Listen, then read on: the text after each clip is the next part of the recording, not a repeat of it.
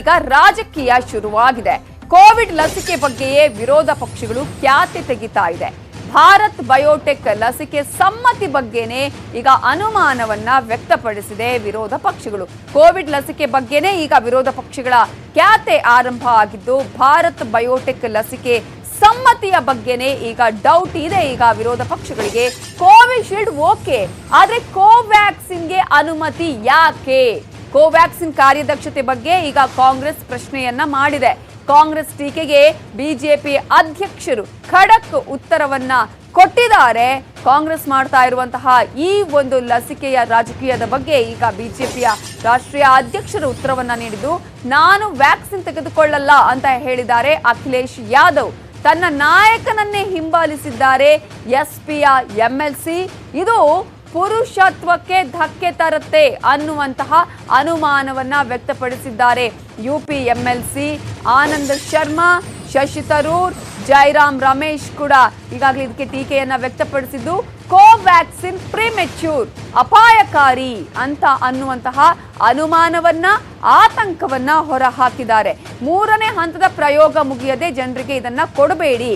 ಭಾರತೀಯ ಸಾಧನೆ ಬಗ್ಗೆ ಕಾಂಗ್ರೆಸ್ಗೆ ಹೆಮ್ಮೆ ಇರಲ್ಲ, ತನ್ನದೇ ಆದ ವಾದ ಮಂಡಿಸೋದೇ ಕಾಂಗ್ರೆಸ್ನ ನೀತಿ, ಜನರನ್ನ ಗಾಬರಿಗೊಳಿಸುವಂತಹ ಪ್ರಯತ್ನವನ್ನ ಮಾಡ್ತಾ ಇದ್ದಾರೆ ಅಂತ ಹೇಳಿ ಬಿಜೆಪಿ ರಾಷ್ಟ್ರೀಯ ಅಧ್ಯಕ್ಷರಾಗಿರುವ ಜೆಪಿ ನಡ್ಡಾ ಅವರು ಸರಣಿ ಟ್ವೀಟ್ ಮಾಡುವುದರ ಮೂಲಕ ಈಗ ಟೀಕೆಗೆ ಉತ್ತರವನ್ನ ಕೊಡುವ ಪ್ರಯತ್ನವನ್ನ ಮಾಡಿದ್ದಾರೆ. ಭಾರತೀಯ ಸಾಧನೆಗಳನ್ನ ಅಪಹಾಸ್ಯ ಮಾಡದಂತೆ ಆ ಸಂದರ್ಭದಲ್ಲಿ ತಾಕೀತು ಮಾಡಿದ್ದಾರೆ. ರಾಜಕೀಯ ವಿರೋಧವನ್ನ ಬೇರೆ ವಿಚಾರದಲ್ಲಿ ಮಾಡಿ, ಆದ್ರೆ ನೀವು ಜನರ ಜೀವನದ ಜೊತೆ ಚೆಲ್ಲಾಟ ಆಡಬೇಡಿ ಅಂತ ಜೆಪಿ ನಡ್ಡಾ ಅವರು ಸರಣಿ ಟ್ವೀಟ್ ಮೂಲಕ ಬಿಜೆಪಿಯ ಅಧ್ಯಕ್ಷರಾಗಿರುವ ಜೆಪಿ ನಡ್ಡಾ ಅವರು ಈಗ ಚಳಿಯನ್ನ ಬಿಡಿಸಿದ್ದಾರೆ. ಈಗಾಗಲೇ ಇದಕ್ಕೆ ಬೇಕಾದಂತಹ ಪ್ರತ್ಯುತ್ತರವನ್ನ ಕೊಟ್ಟಿದ್ದಾರೆ. देखिए, मैं तो नहीं लगवाऊंगा अभी वैक्सीन, और वो भी बीजेपी लगाएगी उसका भरोसा करूंगा मैं? अरे जाओ भाई, अरे अपनी सरकार आएगी, सबको फ्री वैक्सीन लगेगी, हम बीजेपी का वैक्सीन नहीं लगवा सकते। आज अगर विपक्ष के नेता और अखिलेश यादव को किसी भी तरीके का कोई डर है कि वैक्सीन का गलत इस्तेमाल ना हो, तो मैं समझता हूँ इसके अंदर कोई गलती नहीं है। अखिलेश यादव जी एक युवा नेता थे जिनको कम उम्र में उत्तर प्रदेश का मुख्यमंत्री बनने का अवसर मिला।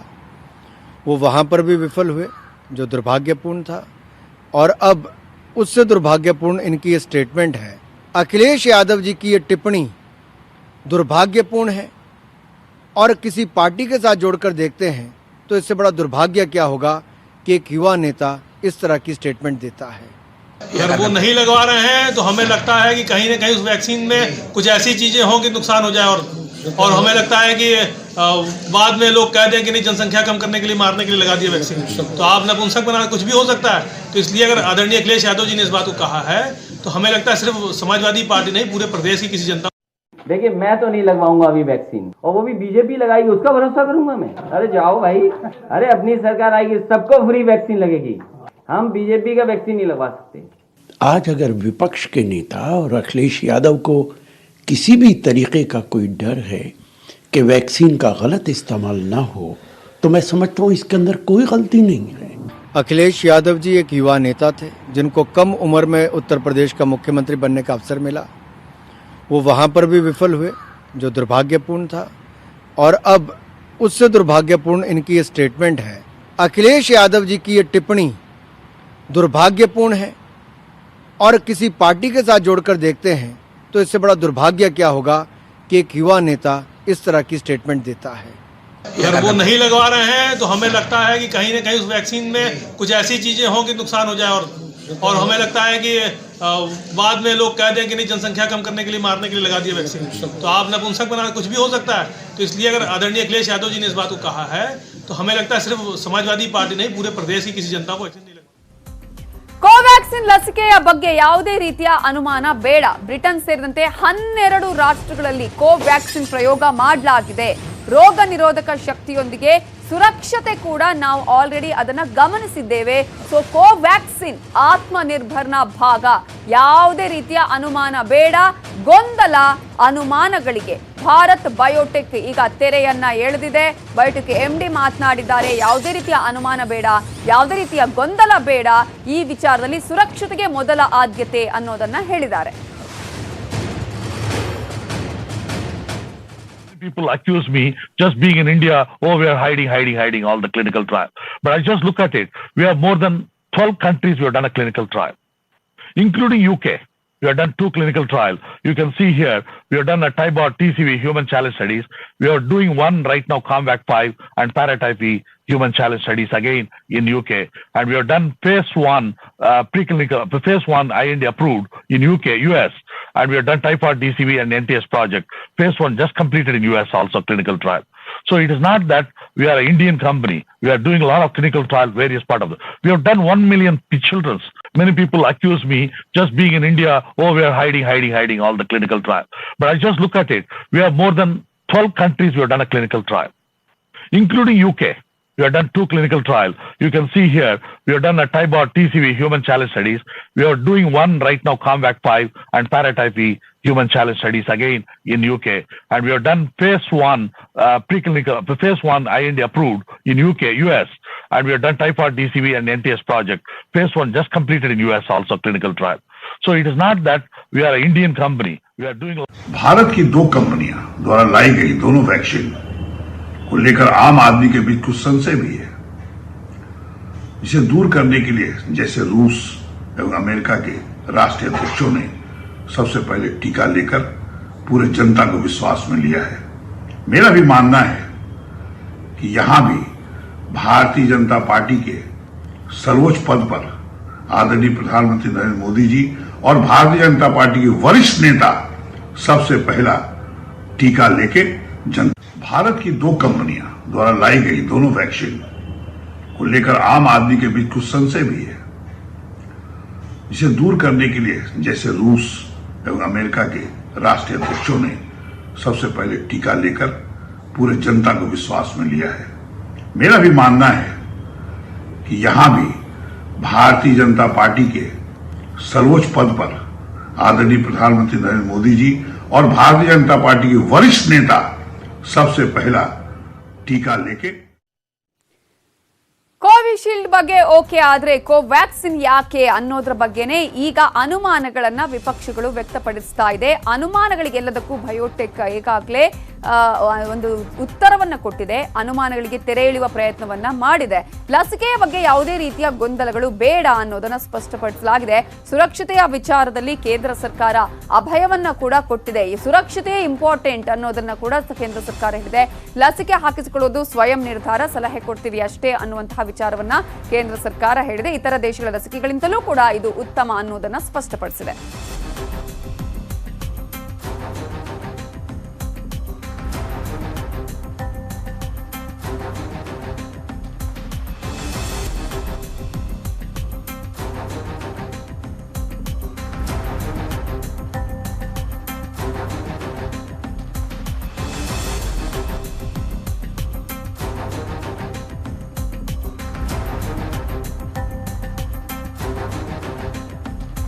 ಮಾತನಾಡೋದಕ್ಕೆ ನಮ್ಮ ಜೊತೆ ಈಗ ಡಾಕ್ಟರ್ ಶಿಲ್ಪಾ ಸಂತೃಪ್ತ ಮೈಸೂರಿನಿಂದ ನೇರ ಸಂಪರ್ಕದಲ್ಲಿದ್ದಾರೆ. ಡಾಕ್ಟರ್ ಶಿಲ್ಪಾ ಸಂತೃಪ್ತ ಅವರೇ ನಮಸ್ತೆ.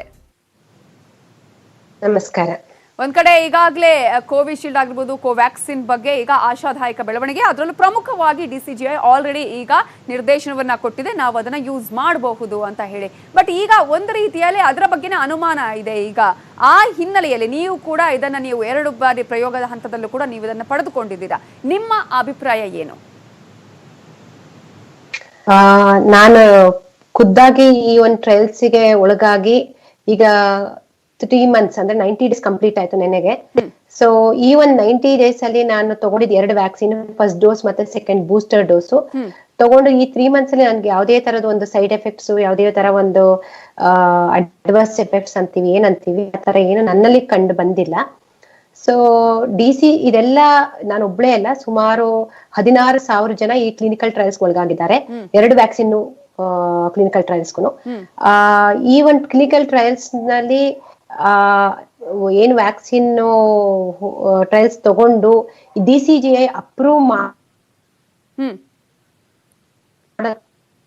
ಆ ವ್ಯಾಕ್ಸಿನ್ ಸೇಫ್ಟಿ ಎಷ್ಟಿದೆ, ಅದ್ರ ಎಫಿಕಸಿ ಎಷ್ಟಿದೆ, ಅವೆರಡೂನು ಅದನ್ನ ನೋಡಿ ಕನ್ಫರ್ಮ್ ಮಾಡಿ ಆಮೇಲೆನೆ ಅದು ಅಪ್ರೂವಲ್ ಕೊಡೋದು.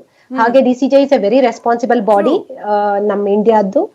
ಅಂಡ್ ಸರ್ಕಾರ DCGI ಅಪ್ರೂವಲ್ ನಂತರನೇ ಆ ಒಂದು ಏನ್ ವ್ಯಾಕ್ಸಿನ್ ನ ಬಿಡುಗಡೆ ಮಾಡೋದು. ಅಂತ ರೆಸ್ಪಾನ್ಸಿಬಲ್ ಬಾಡಿ ಈ ವ್ಯಾಕ್ಸಿನ್ ನ ಅಪ್ರೂವಲ್ ಮಾಡಿದೆ ಅಂದ್ರೆ ಅಷ್ಟು ಸ್ವಲ್ಪ ಮಾಡಕ್ ಬರಲ್ಲ. ಅದ್ರ ಕಂಪ್ಲೀಟ್ ಸೇಫ್ಟಿನ ಎವ್ಯಾಲ್ಯೂಯೇಟ್ ಮಾಡಿ ಅನಲೈಸ್ ಮಾಡಿ ಅದರದ ರಿಸಲ್ಟ್ಸ್ ನೋಡೇನೆ ಅದನ್ನ ಬಿಟ್ಟಿರ್ತಾರೆ.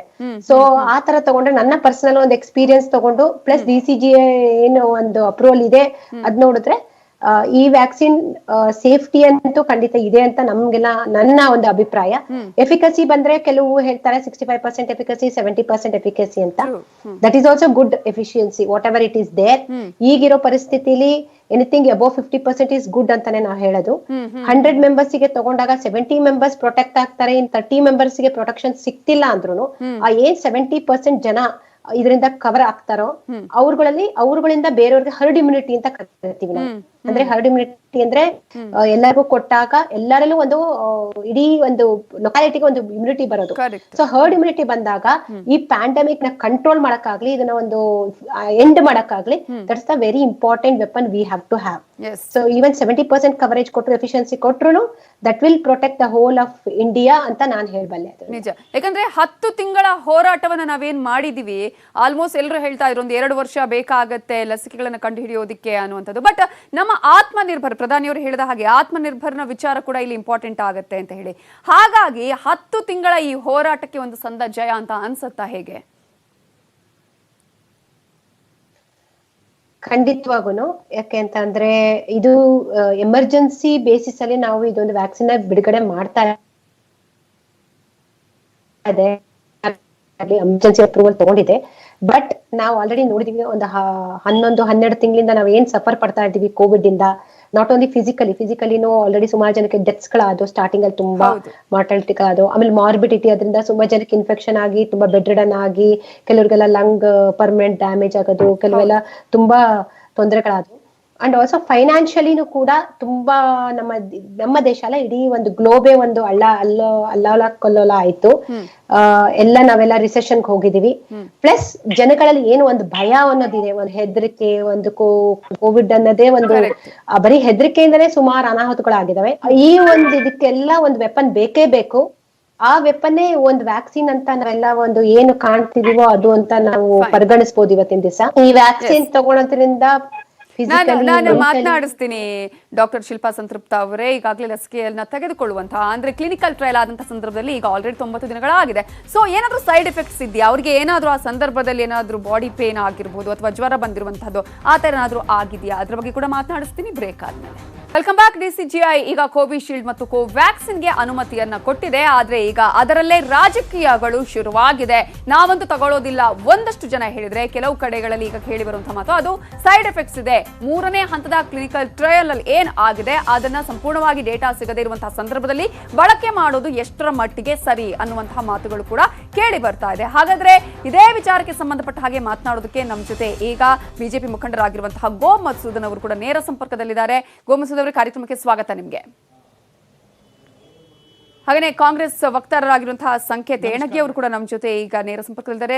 ಸಂಕೇತ್ ಏಣಗಿ ಅವರೇ, ಈಗ ಎಲ್ಲರೂ ಕೂಡ ಓಕೆ ಲಸಿಕೆ ಬಂದ್ರೆ ಸಾಕಪ್ಪ ಅನ್ನುವಂತಹ ಒಂದು ನಿಟ್ಟಿನಲ್ಲಿ ಇದ್ದಾರೆ. ಅದರಲ್ಲೂ ಕೂಡ ಈಗಾಗಲೇ DCGI ಕೂಡ ಹೇಳಿರುವಂತದ್ದು ಅದು ಸುರಕ್ಷಿತವಾಗಿದೆ, 110% ಸುರಕ್ಷಿತವಾಗಿದೆ. ನಾವು ಯಾವುದೇ ರೀತಿಯಲ್ಲಿ ಸುರಕ್ಷಿತವಾಗಿದ್ರೆ ನಾವು ಅದನ್ನ ಅನುಮೋದನೆ ಕೊಡೋದಕ್ಕೆ ಸಾಧ್ಯನೇ ಇಲ್ಲ ಅಂತ ಹೇಳಿ.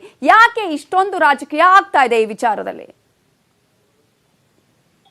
ನೋಡಿ, ಆರೋಗ್ಯದ ವಿಚಾರದಲ್ಲಿ ರಾಜಕೀಯ ಬೇಡ, ಯಾರೇ ಇರ್ಲಿ. ಈ ವಿಚಾರದಲ್ಲಿ ಬಹಳ ಗಂಭೀರವಾಗಿ ತೆಗೆದುಕೊಂಡು ನಿರ್ಧಾರ ತಗೋಬೇಕಾಗ್ತದೆ. ಇದು ಬಿಜೆಪಿ ಅಥವಾ ಕಾಂಗ್ರೆಸ್ ವಿಚಾರ ಅಂತಲ್ಲ ನಾನು ಹೇಳ್ತಾ ಇರೋದು.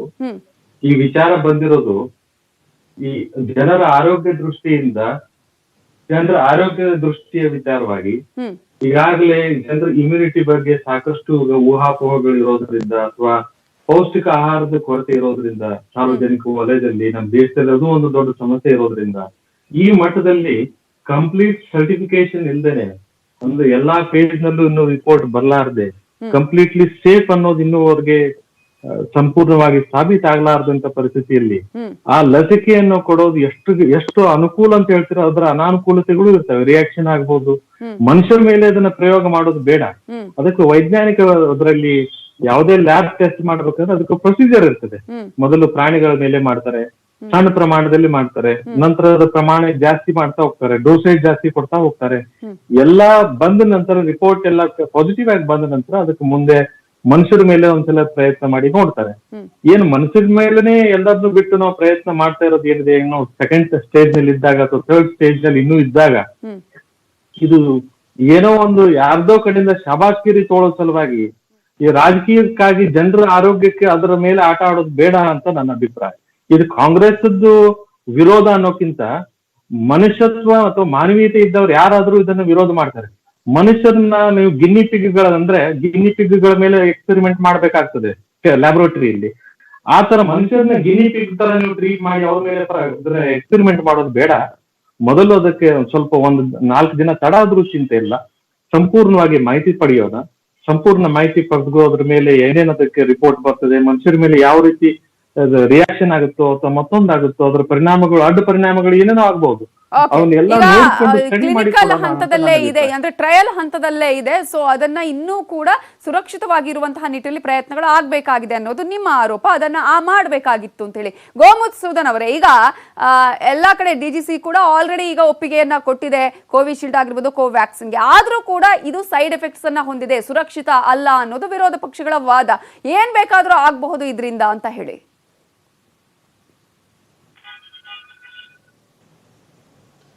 ಮೇಡಮ್, ಯಾರು ಏನು ಹೇಳ್ತಾರೋ, ನಾನು ಮೈಸೂರಿನಲ್ಲಿ JSS ಮೆಡಿಕಲ್ ಕಾಲೇಜಿನಿಂದನೇ ಸಹ ಇದನ್ನು ನೇರವಾದಂಥ ರೀತಿಯಲ್ಲಿ ಕ್ಲಿನಿಕಲ್ ಟ್ರಯಲ್ಸ್ ಆಗಿರುವಂಥದ್ದನ್ನು ನೋಡಿದ್ದೇನೆ. ನನ್ನ ಆತ್ಮೀಯ ಸ್ನೇಹಿತರುಗಳು ಒಬ್ಬರು ಒಂದು ಫಾರ್ಮಸಿ ಕಾಲೇಜಿನ ಪ್ರಿನ್ಸಿಪಾಲ್ರು, ಯಾರೋ ಸಾಮಾನ್ಯ ಜನ ಅಲ್ಲ, ಗಿನಿಪಿಗ್ ಇವ್ರು ಹೇಳ್ದಂಗೆ ಅಲ್ಲ, ಫಾರ್ಮಸಿ ಕಾಲೇಜಿನ ಪ್ರಿನ್ಸಿಪಾಲ್ರು, ಮೈಸೂರಿನಲ್ಲಿ ತುಂಬಾ ಜನ ಡಾಕ್ಟರ್ಗಳು, ಮೈಸೂರಿನಲ್ಲಿ ದೊಡ್ಡ ಫಸ್ಟ್ ಗ್ರೇಡ್ ಕಾಲೇಜ್ ನಡೆಸುವಂತ ವ್ಯಕ್ತಿ, ಇಂಥವರೆಲ್ಲ ಅತ್ಯಂತ ಗಣ್ಯ ವ್ಯಕ್ತಿಗಳು ಮೈಸೂರಿನಲ್ಲಿ ಇದನ್ನು ತೆಗೆದುಕೊಂಡಿರುವಂತದ್ದನ್ನ ನಾನು ನೋಡಿದ್ದೇನೆ. ಅವ್ರು ಯಾರಿಗೂ ಏನೂ ಆಗಿಲ್ಲ. ಮತ್ತೆ ಈಗಿರುವಂತ ವರ್ತಮಾನದ ಪ್ರಕಾರವಾಗಿ ಈಗಷ್ಟೇ ಪೂನಾವಾಲಾ ಅವರು ಕೊಟ್ಟಂತ ಆ ಸ್ಟೇಟ್ಮೆಂಟ್ ಇಂದ ನೋಡಿದಾಗ ಗೊತ್ತಾಗುತ್ತೆ, ಪ್ರಪಂಚದ 12 ದೇಶಗಳಲ್ಲಿ ಈಗಾಗಲೇ ಇದನ್ನ ಉಪಯೋಗ ಮಾಡ್ತಾ ಇದ್ದಾರೆ. 110% ಸೇಫ್ಟಿ ಇರುವಂತದ್ದು, 70.49% ಇದು ಶೂರ್ ಆಗಿ ಇದು ಒಂದು ಕೆಲಸ ಮಾಡ್ತಾ ಇರುವಂತದ್ದನ್ನ ನಾವು ನೋಡಿದ್ದೇವೆ. ಈ ಸಂದರ್ಭದಲ್ಲಿ ಇವ್ರಿಗೆ ಬಹುಶಃ ನನಗನ್ಸುತ್ತೆ ಕಾಂಗ್ರೆಸ್ನವ್ರಿಗೆ ಒಂದು ಸಿಂಡ್ರೋಮ್ ಇದೆ. ಅವ್ರಿಗೆ ಭಾರತದ ಕಂಡ್ರೆ ಆಗಲ್ಲ, ಭಾರತದ ವಿಜ್ಞಾನಿಗಳು ಕಂಡ್ರೆ ಆಗಲ್ಲ. ಆ ಒಂದು ಸಿಂಡ್ರೋಮ್ ನಲ್ಲಿ ಕಾಂಗ್ರೆಸ್ನವರು ಬಳಲ್ತಾ ಇದ್ದಾರೆ. ಇದನ್ನೇ ಇಟಲಿನವರು ಮಾಡ್ಕೊಟ್ಬಿಟ್ಟಿದ್ರೆ ಬಹುಶಃ ಒಪ್ಕೊಂಡ್ಬಿಡ್ತಾ ಇದ್ರೆ ಏನೋ ಅನ್ಸುತ್ತೆ ಇವರು, ಅಥವಾ ಇದನ್ನೇ ಇಂಗ್ಲೆಂಡ್ನವ್ರು ಮಾಡ್ಕೊಟ್ಬಿಟ್ಟಿದ್ರೆ ಒಪ್ಕೋತಾ ಇದ್ರೇನೋ ಅಂತ ಅನ್ಸುತ್ತೆ. ಇಂಗ್ಲೆಂಡ್ ನಲ್ಲೂ ಆಗ್ತಾ ಇದೆ ಅಂತ ಅವ್ರಿಗೆ ಗೊತ್ತಿಲ್ಲ ಅನ್ಸುತ್ತೆ. ಇದೇ ಕೋವ್ಯಾಕ್ಸಿನ್ ಇರ್ಬೋದು, ಇದೆಲ್ಲವೂ ಸಹ ಇಂಗ್ಲೆಂಡ್ ಅಲ್ಲೂ ಆಗ್ತಾ ಇದೆ. ಇಂಗ್ಲೆಂಡ್ ನಲ್ಲೂ ಟೆಸ್ಟ್ ಮಾಡಿದೆ, US ನಲ್ಲೂ ಟೆಸ್ಟ್ ಮಾಡಾಗಿದೆ.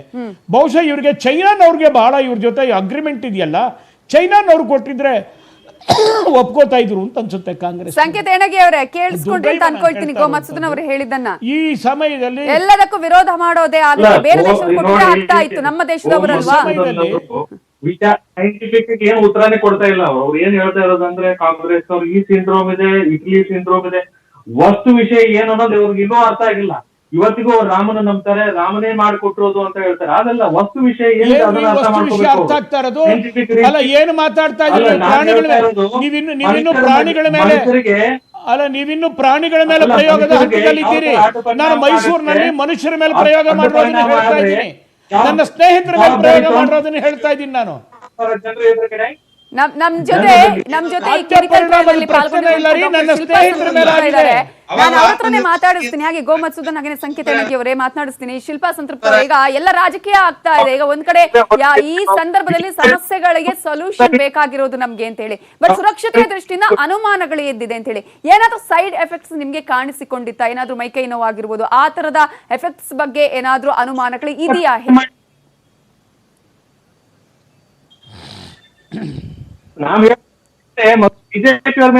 ಸಂಕೇತ ಎಣಗಿ ಒಂದ್ ನಿಮಿಷ, ನಾನು ಡಾಕ್ಟರ್ ಶಿಲ್ಪಾ ಸಂತೃಪ್ತರು ಅವರೇ ಈ ಕ್ಲಿನಿಕಲ್ ಟ್ರಯಲ್ಗೆ ಒಳಗಾಗಿದ್ದಾರೆ, ಅವ್ರ ಹತ್ರನೇ ಮಾತಾಡಿಸ್ತಿರೋದು. ಒಂದ್ ನಿಮಿಷ. ನಾನು ಫಸ್ಟ್ ಡೋಸ್ ವ್ಯಾಕ್ಸಿನ್ ತಗೊಂಡು October 1. ಫಸ್ಟ್ 24 ಅವರ್ಸ್ ಸಣ್ಣ ಮೈಕೈ ನೋವು ಕಾಣಿಸ್ಕೊಂತು ಫಸ್ಟ್ 24 ಅವರ್ಸ್. ಅದ್ ಬಿಟ್ರೆ ಜ್ವರ ಆಗ್ಲಿ ಅಥವಾ ಕೋಲ್ಡ್ ಕಾಫ್ ಆತರ ಏನು ನನ್ಗೆ ಬೇರೆ ಏನ್ ಸೈಡ್ ಎಫೆಕ್ಟ್ಸ್ ಕಾಣಿಸ್ಲಿಲ್ಲ. ಬಟ್ ಅದು ಬರಬಹುದು ಅಂತ ನಮ್ಮ ಒಂದು ಪ್ರಿನ್ಸಿಪಲ್ ಇನ್ವೆಸ್ಟಿಗೇಟರ್ ಏನಿದ್ರು ಅವ್ರು ಮಾಹಿತಿ ಕೊಟ್ಟಿದ್ರು, ಅವೆಲ್ಲ ಬರೋ ಚಾನ್ಸಸ್ ಇದೆ, ಏನ್ ಬಂದ್ರು ನೀವು ನೋಟ್ ಮಾಡಿ ನಮ್ಗೆ ಇಮಿಡಿಯೇಟ್ ರಿಪೋರ್ಟ್ ಮಾಡ್ಬೇಕಂತ ಹೇಳಿದ್ರು. ಬಟ್ ಆತರ ಮೇಜರ್ ಸೈಡ್ ಎಫೆಕ್ಟ್ಸ್ ನನ್ಗೆ ಏನು ಕಾಣಿಸಿಲ್ಲ. ಸೆಕೆಂಡ್ ಡೋಸ್ ಆಫ್ಟರ್ 28 ಡೇಸ್ ತಗೊಂಡಿದ್ದು, ಅದಾದ ನಂತರ ನನಗೆ ಈವನ್ ಸಣ್ಣ ಪುಟ್ಟ ಮೈಕೈಯನ್ನು ಸಹ ಕಾಣಿಸ್ಲಿಲ್ಲ. ಇದುವರೆಗೂ ಆ ತರ ಏನು ನನ್ಗೆ ಸೈಡ್ ಎಫೆಕ್ಟ್ಸ್ ಅಥವಾ ಅಡ್ವರ್ಸ್ ಎಫೆಕ್ಟ್ಸ್ ನನಗೆ 3 months ಕಂಪ್ಲೀಟ್ ಆಗಿದೆ. ಆ ತರ ಏನು ನನಗೆ ಅನುಭವಿಸಿಲ್ಲ ನಾನು. ಈಗ ಇರುವಂತಹ ಒಂದು ಟ್ರಯಲ್ ಬಗ್ಗೆ ನಾವು ಮಾತನಾಡೋದಾದ್ರೆ, ಕ್ಲಿನಿಕಲ್ ಟ್ರಯಲ್ ಬಗ್ಗೆ ಮಾತನಾಡೋದ್ರೆ, ಸಾಮಾನ್ಯವಾಗಿ ಯಾವುದೇ ರೀತಿಯಾದಂತಹ ಅಧ್ಯಯನ ಮಾಡುವಂಥದ್ದು, ಸಂಶೋಧನೆ ಮಾಡುವಂಥದ್ದು ಪ್ರಾಣಿಗಳ ಮೇಲೆ ಆನಂತರ ಮನುಷ್ಯರ ಮೇಲೆ ಅನ್ನುವಂಥದ್ದು, ಅದೇ ರೀತಿಯಾಗಿ ಇಲ್ಲೂ ಕೂಡ ಆಗಿದೆಯಾ ಹೇಗೆ ಅಂತ?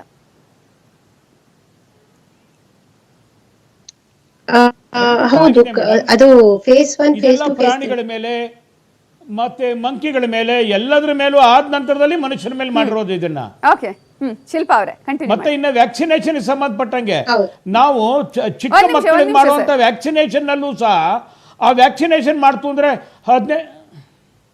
ಹೇಳಿ ಶಿಲ್ಪಾ ಸಂತೃಪ್ತ ಅವರೇ. ಹೌದು, ಇದು ಫೇಸ್ 3 ಟ್ರಯಲ್ಸ್ ನಡೀತಾ ಇದ್ವಿ. ನಾನು ನಾಮಿನಿ ಆಗಿದ್ದು ಫೇಸ್ 3 ಟ್ರಯಲ್ಸ್ ಗೆ. ಫಸ್ಟ್ ಪ್ರಾಣಿಗಳ ಹಂತವಾಗಿ ಮಾಡೋದು, ಏನ್ ಟ್ರಯಲ್ಸ್ ಅಂತ ಹೇಳ್ತೀವಿ ಅದನ್ನ ಹಂತವಾಗಿ ಮಾಡೋದು. ಸೊ ಆಮೇಲೆನೆ ಲಾರ್ಜರ್ ಗ್ರೂಪ್ ಆಫ್ ಮನುಷ್ಯರ ಮೇಲೆ ಮಾಡೋದು. ನಾನು ಫೇಸ್ 3 ಟ್ರಯಲ್ಸ್ ಅಲ್ಲಿ ಇರೋದ್ರಿಂದ ನಮ್ ಹ್ಯೂಮನ್ಸ್ ಮೇಲೆ ಮಾಡೋದು. ಅದು ಹಂತವಾಗಿ ನಡೀತಾ ಇದೆ ಈ ಟ್ರಯಲ್ಸ್. ಓಕೆ, ನಾನು ಮಾತನಾಡಿಸ್ತೀನಿ ಗೋಮಸೂದನ್ ಅವರೇ, ಸಂಕೇತ ಅಣಗಿ ಅವರೇ, ಹಾಗೆ ಡಾಕ್ಟರ್ ಶಿಲ್ಪಾ ಸಂತೃಪ್ತ ಅವರೇ. ಸಾಕಷ್ಟು ರಾಜಕೀಯ ವಿಚಾರಗಳು ಕೂಡ ಇದರಲ್ಲಿ ಬರ್ತಾ ಇದೆ.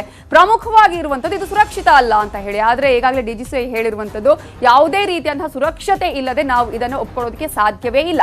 ಹಾಗಾದ್ರೆ ಯಾಕೆ ಇಂತಹ ಅನುಮಾನಗಳು ಬಂದಿದೆ ಅನ್ನೋದನ್ನ ಕೂಡ ನಾವಿಲ್ಲಿ ನೋಡಬೇಕಾಗುತ್ತೆ. ಇದರ ಬಗ್ಗೆ ಇನ್ನಷ್ಟು ಮಾಹಿತಿಯನ್ನ ನಾವು ಕೊಡ್ತೀವಿ ಬ್ರೇಕ್ ಆದ್ಮೇಲೆ. ಅವ್ರ ಜೊತೆ ಇನ್ನಷ್ಟು ಮಾತುಕತೆ ಬ್ರೇಕ್ ಆದ್ಮೇಲೆ.